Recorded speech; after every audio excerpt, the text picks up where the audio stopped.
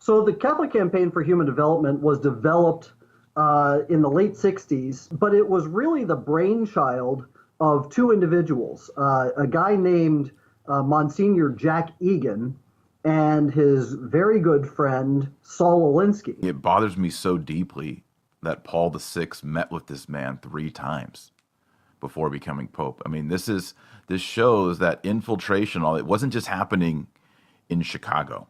You know who Wendy Davis is. Oh, yes. I'm sure you do. She's the Democrat, hardcore pro-abortion advocate.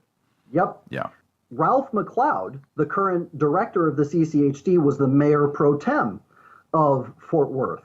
When she announced her bid to run for state legislature, he gave her a huge ringing endorsement and said, oh, she's going to be great for the state of Texas, and I think she's going to represent our community well, et cetera, et cetera, et cetera.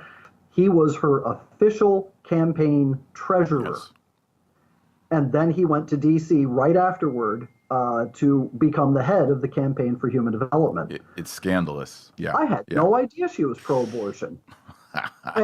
Okay. It's impossible. We found over and over and over that CCHD grantees are actively pushing abortion, contraception, homosexuality, and Marxism. Sadly, we have cardinals, a pope, who also seem to want to promote Christ as the bread king.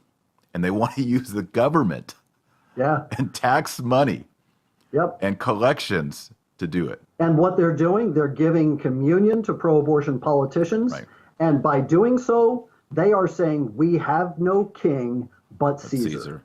And we have clergy who have become confused in doctrine, which leads to confusion, as Paul says in Romans 1, to confuse sexuality, which explains our crisis. And then also is a confused gospel, which leads to the veneration of Christ as bread king. I like that term, bread king, Michael. Yeah.